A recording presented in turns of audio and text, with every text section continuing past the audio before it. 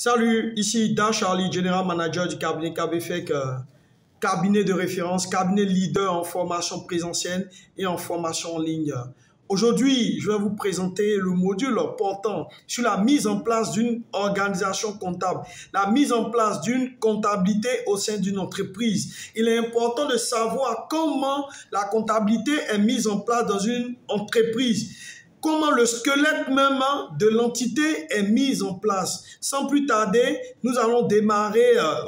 Le présent module ici a pour objectif de présenter les règles et techniques à appliquer pour, d'une part, procéder à l'enregistrement comptable des principales opérations réalisées au sein d'une entreprise. Cela suggère que lorsque nous mettons en place le manuel d'organisation, cela a pour objectif de pouvoir bien enregistrer les opérations comptables et cela conformément aux principes comptables. Alors, laissez-moi vous dire que lorsqu'on parle d'organisation comptable, il y a des documents de gestion que nous avons l'habitude d'utiliser, tels que le manuel d'organisation, descriptif des postes et des tâches, le manuel des procédures administratives, financières, budgétaires et comptables. Et mettre en place une organisation comptable consiste à aussi avoir un regard sur les traitements comptables et cela conformément aux réglementations comptables. Et en termes de réglementation comptable, on parle de principes. Mais aujourd'hui, avec l'ère du 6 quadra révisé, nous ne parlons plus de principes. Nous ne parlons même plus de société. Nous ne parlons même plus, de coopérative et autres, mais on parle désormais d'entité. Alors, comme je vous l'ai signifié, on ne parle plus de principes, mais on parle de postulats et conventions comptables. Et en termes de postulats et conventions comptables, il y a le postulat de l'entité, il y a le postulat de la comptabilité des engagements, il y a le postulat de la spécialisation des exercices, le postulat de la permanence des méthodes, le postulat de la prééminence de la réalité économique sur l'apparence juridique. C'est quoi les postulats et les conventions? Les postulats et les conventions ne sont rien d'autre que les principes, mais de façon déguisée. Vous allez voir que dans les postulats, il y a, à titre d'exemple, le postulat de la spécialisation des exercices qui existait en tant que principe dans le temps. Mais aujourd'hui, cela a été mis en postulat. Les postulats, ils définissent en réalité le champ du modèle comptable. Ce sont des principes qui sont acceptés sans démonstration, mais cohérents avec les objectifs visés. C'est tout. Alors, en termes de convention, nous avons la convention du coût historique. Par convergence, cela existait en tant que principe.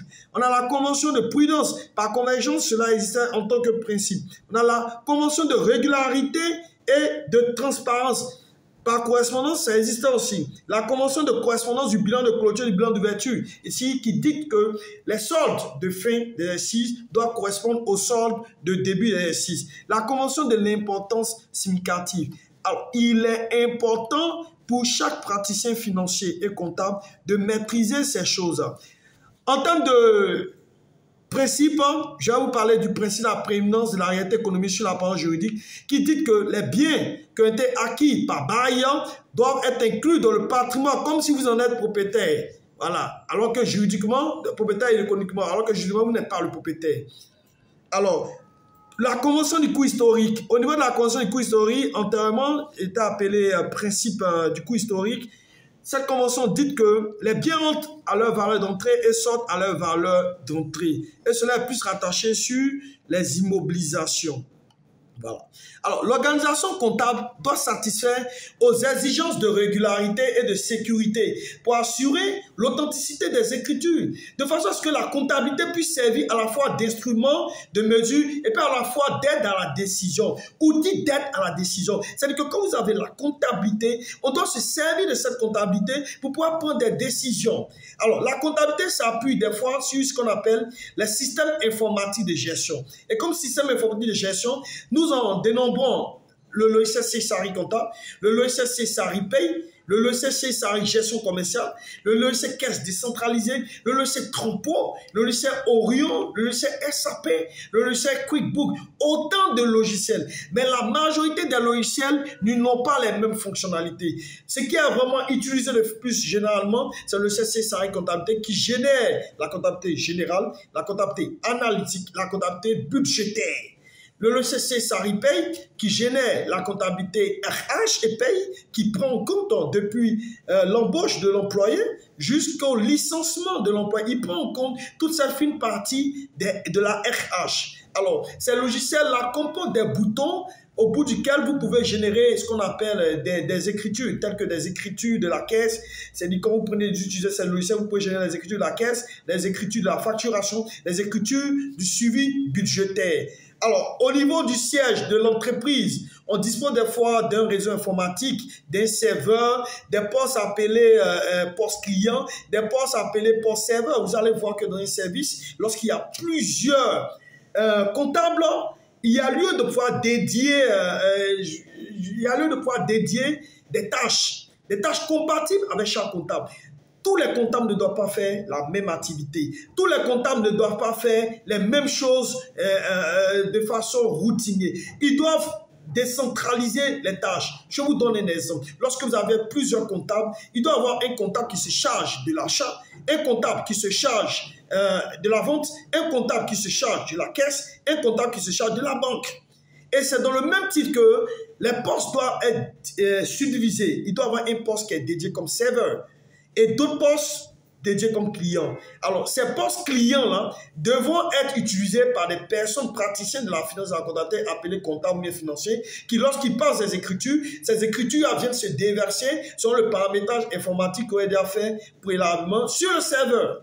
Je ne sais pas si vous entendez. Vous avez 5 postes. On peut décider de prendre un poste comme serveur et les 4 autres postes comme poste client. Donc, du coup, quand le poste A, le poste B, le poste C, le poste D se connectent, cela vient se déverser sur le poste E. Voilà, c'est à travers l'informatique. Il y a lieu de pouvoir sécuriser les données. Si vous ne sécurisez pas les données, vous n'êtes pas à l'abri du piratage. Et c'est très important. Je vais vous, sans plus tarder, vous parler de ce point-là. Voilà, la sécurisation en termes des données. Même lorsque vous utilisez votre logiciel, vous devez le sécuriser. Que ce soit le SARI comptabilité, que ce soit le SARI paye. Et il y a la manière de sécuriser. Il est fondamental de sécuriser les données afin de s'assurer de la fiabilité et de la disponibilité des informations financières et comptables. C'est très important. Dans un souci de garantie une sécurité maximale, un module des utilitaires est utilisé. La plupart, lorsqu'il y a des vols ou bien il y a des cas de piratage, il y a forcément une piste d'audit qui permet de remonter l'information. Comme le cas qui s'est passé dans une banque, je vais donner un titre d'exemple, dans une banque où la caissière a eu à faire une erreur en termes de validation. Au lieu de payer 91 000, elle a eu à payer 910 000. Alors, la fin était camouflée entre le personnel. Mais des mois ultérieurs, il y a eu une mission d'audit qui est venue faire le contrôle. Et cette mission d'audit a fait ce qu'on appelle la remontée d'informations. Cette mission d'audit a fait ce qu'on appelle le rappel des historiques parce que tout est informatisé et tout est pris en compte. Vous allez voir que dans la plupart des banques, lorsque même il y a une erreur, cela suit ce qu'on appelle une procédure. Vous devez aller à valider auprès de votre supérieur hiérarchique qui doit s'enquérir à savoir pourquoi vous avez fait cette erreur. Parce qu'il s'agit du traitement des données. Donc, sécuriser vraiment les données, c'est très important. Alors, pour sécuriser, voici ce qui est recommandé. La base de données doit être sauvegardée sur un disque dur externe parce que nous avons des fois dans notre ordinateur des disques durs internes. Donc, vous devez avoir un disque dur externe qui est rangé en lieu sûr. Ce qui est recommandé, c'est vraiment de le faire chaque fin de journée parce que chaque jour suffit à peine. On ne sait pas ce que le lendemain nous réserve. Il a même conseillé de stocker ces copies dans un bâtiment autre que le lieu de travail. Je vous donne un exemple. Vous êtes en train de travailler. Vous êtes en train de travailler sur votre ordinateur et vous sauvegardez dans le même lieu de travail. Vous partez à la maison le lendemain, on vous dit qu'il y a incendie. Qu'est-ce que vous faites? Vous aurez tout perdu et c'est game is over. J'ai dit bien quoi? Game is over. Donc c'est pour prévenir les risques de vol, les risques de catastrophe. Il peut y avoir vol, il peut y avoir catastrophe, il peut y avoir inondation, il peut y avoir incendie. Donc vous sauvegardez dans un 18 externe. Que ce 18 externe soit sécurisé ailleurs, dans un autre bâtiment, soit à la maison chez vous. Mais à la maison chez vous, il y a toujours risque. Le risque, il est partout. Même en marchant par un risque, quelque chose peut tomber sur vous. Mais que Dieu vous garde, je ne veux pas que quelque chose vous arrive. Juste pour vous donner la pertinence de ce qu'on appelle un risque. C'est vraiment quelque chose qui n'est pas prévu, qui arrive. Alors, la sauvegarde permet, en cas de problème sur le matériel, de reprendre les traitements. C'est tout. Ça permet de reconstituer les données. Ça permet de reconstruire. Les données, vous voyez, les thèmes que j'utilise sont des thèmes techniques reconstitués et reprendre, je vais dire.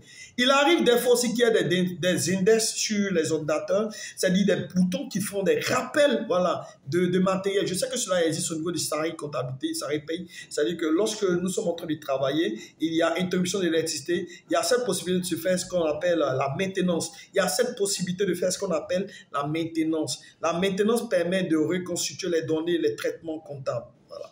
Alors, pour ce qui est de la sécurité, c'est ça. Alors, la gestion rigoureuse des mots de passe doit être faite aussi. Une personne peut s'arrêter à côté de vous et prendre le temps de vraiment maîtriser les différents mots de passe, chaque bouton que vous appuyez. C'est-à-dire que la personne regarde à titre de réflexe la manière dont vous appuyez par la droite, la manière dont vous appuyez par la gauche et savoir à quelle lettre que vous appuyez. Donc faites très attention.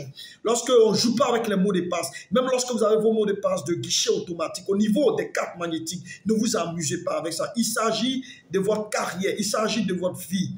Parce qu'en cas de problème, c'est vous qui serez le responsable. Donc, il est recommandé de pouvoir changer le mot de passe de façon périodique. Certains le font chaque mois, d'autres le font chaque 3 mois, certains le font chaque année, ce qui n'est pas vraiment bon. Il est important de le faire chaque 3 mois. Chaque 3 mois, vous changez le mot de passe. C'est vraiment très important. Alors, on va poursuivre avec un autre point qu'on appelle les obligations comptables. Nous sommes dans l'aspect de mise en place d'une organisation comptable. En termes d'obligations comptables, vous devez savoir qu'il y a ce qu'on appelle le livre journal. Le livre journal, c'est un peu le document là où nous enregistrons les écritures. Que vous utilisez un logiciel de gestion, peu importe le nom et qui ne se ressemble pas, il y a ce qu'on appelle le livre journal. Dans quel journal passer les écritures? Alors, sur les bancs, à l'école, on nous apprend que le livre journal, il est destiné à enregistrer dans un ordre chronologique et opération par opération tous les mouvements des comptes. Voilà, de façon chronologique, selon la coût historique, c'est-à-dire la facture du premier est enregistrée en premier lieu, la facture du 2, les factures du 3, les factures du 4, les factures du 5. Mais avant de les enregistrer, il faut prendre le soin de les ranger. Ranger quoi? Les pièces comptables. Donc, il y a d'abord la réception des pièces. Il faut réceptionner les pièces. Ensuite, il faut trier les pièces par ordre de nature. Les factures d'achat à part, les factures de vente à part, les factures de caisse à part, les factures de banque à part. Ensuite, faire le chrono des pièces selon les dates. Il faut toujours avoir un critère pour pouvoir passer les écritures. Même si le système les range automatiquement, ce n'est pas grave. Vous, déjà, vous pouvez les ranger selon l'ordre chronologique. Alors, on vous dit qu'en entreprise, il existe plusieurs types de journaux aussi. Voilà. Dans les logiciels de gestion, il y a le journal achat qui enregistre les opérations d'achat. Il y a le journal vente qui enregistre les opérations de vente. Le journal caisse qui enregistre les opérations traitées en espèces. Le journal banque qui enregistre les opérations effectuées par chèque. Voilà. Et le journal OD qui enregistre toutes les autres opérations autres que achat, vente, caisse et banque. Il s'agit de quel type d'opération? Il s'agit des opérations, je vous donne le tuyau rapide. Des opérations qui sont au niveau du compte 61 jusqu'à plus. Les opérations qui sont au niveau du compte 72 jusqu'à plus. Mais quel type d'opérations spécifiquement? Des écritures d'amortissement, des écritures de régularisation qui sont rien d'autre que des écritures de correction. Voilà, correction ou rattrapage écriture. Les écritures d'impôt, les écritures de services extérieurs, voilà, et les autres services.